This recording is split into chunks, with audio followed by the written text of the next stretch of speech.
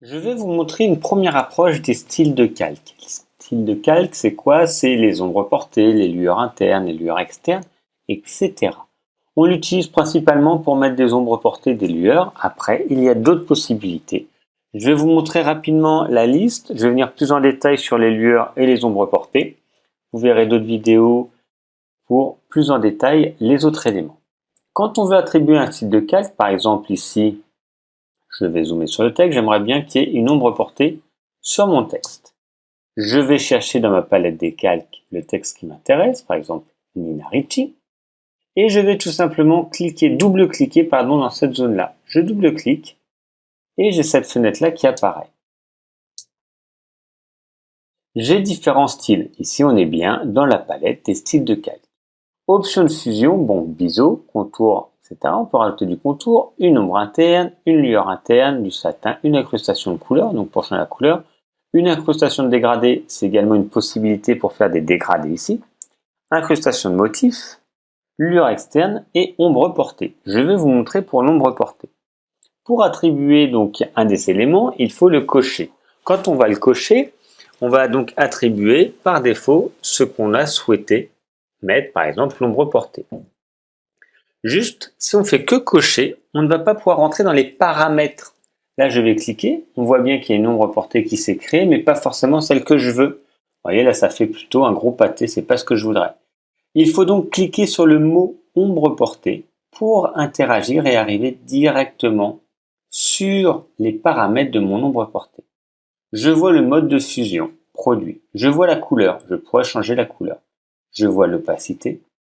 Je vois la distance et je vois la taille. Et donc tout ça va nous permettre, voyez, de changer, grossir, voyez, plus ou moins gros, la distance plus ou moins loin, donc suivant ce que l'on veut, plus ou moins diffus.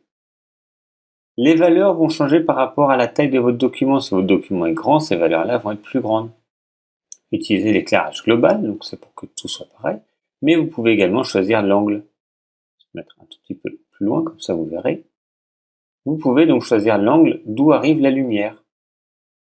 Vous pouvez donc exactement paramétrer tout ce que vous voulez. Je peux choisir également la couleur, c'est généralement en noir. Et vous voyez, vous pouvez choisir une couleur comme s'il y avait un peu une lueur, comme s'il y avait des néons derrière. Vous pouvez faire ça si vous voulez. Je vais le laisser en noir, moi, pour l'ombre portée. Et vous pouvez choisir ici le style. Vous voyez, ça a donc des formes différentes. Donc, suivant ce que vous voulez, vous avez la possibilité de créer des styles différents. Moi, j'utilise souvent un des deux premiers ici. Et vous pouvez lisser, ce qui va permettre qu'il y ait un peu moins d'effet de dents de scie, ce qui peut arriver également au niveau du dégradé, ici, de l'ombre portée. Et donc, ça marche aussi bien sur du texte. Je vais la remettre sur Nina, je vais vous double-cliquer. Je vais sur l'ombre portée et par défaut, ça va garder les mêmes caractéristiques que celui-là. Je double-clique, j'appuie ici et je valide. Et donc là, vous voyez, j'ai bien une ombre portée qui s'est créée sur l'ensemble. Je peux le faire également sur le flacon de parfum. Je vais vous montrer, ombre portée. J'ai les mêmes caractéristiques, mais là, je voudrais peut-être que ce soit plus gros, voyez. Donc, on peut créer comme ça différentes choses. Par contre, si vous regardez, là, j'ai changé l'angle, voyez. Ici, parce que je voudrais changer l'angle de mon ombre portée. Et ça le transforme sur tout.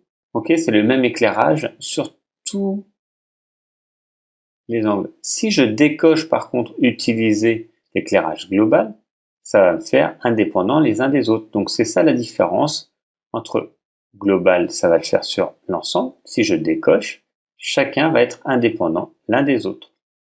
Alors après, ça dépend ce que vous voulez faire. Si un éclairage, si vous dites qu'il y a un éclairage, c'est bien que ça soit le même avec le même angle. Là, moi, je ne vais pas utiliser l'ombre portée ici, mais ça marche pour tous les éléments. Je vais y faire une lueur externe pour créer, voyez, un petit halo de lumière. Et pareil, on peut paramétrer plus ou moins opaque. On peut changer la couleur, si je veux que ça soit un peu dans les roses. Je peux cliquer également ici sur la couleur pour la retrouver.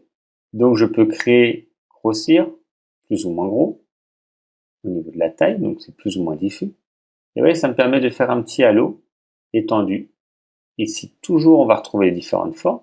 Et vous voyez, si on regarde autour, ça va créer un petit halo de lumière autour. Donc ça, c'est la lueur externe. Et il y en a plein d'autres, on va pas tous les voir. Il y a la même chose pour les lueurs internes et les lueurs et les ombres portées, les ombres internes. Si on dessine, je vais écrire, hop, là, pareil. Je vais l'écrire plutôt en impact, comme ça on va mieux comprendre. Un dernier exemple. Voilà. Hop. Je vais l'écrire en blanc, que vous compreniez. Un exemple. Voilà. Je vais zoomer. Je suis ici, donc sur le calque Nina. Et là, je vais faire lueur ombre interne. Je paramètre et vous voyez, ça va me créer une petite ombre à l'intérieur. Je peux augmenter l'opacité. Et ça va donc me créer une ombre à l'intérieur. Je peux choisir à l'intérieur de mon calque. Tout à l'heure, c'était à l'extérieur. Là, c'est à l'intérieur, comme s'il y avait un peu un trou. Et je pourrais avoir la même chose si je fais des... Je vais changer la couleur pour que vous compreniez. Je vais retirer ça et je vais mettre la lueur interne. Et donc là, ça va me créer une lueur qui est à l'intérieur. Vous voyez, là, j'exagère pour que vous compreniez. À l'intérieur de mon texte. Et ça peut être pareil pour une forme. On retrouve une fois qu'on a fait les styles de calque ici, on a la possibilité de les cacher ou de les rendre visibles. Si on veut les modifier, ça ne me convient pas. Je double-clique ici et je réinteragis directement sur ce qui m'intéresse. Ici, je voudrais avoir retravaillé ici, donc Nina. Je double-clique et donc là, je peux réinteragir sur les caractéristiques de cet élément-là. Voilà pour créer les ombres portées et les lueurs internes, externes. Il y a d'autres paramètres qu'on verra dans d'autres vidéos.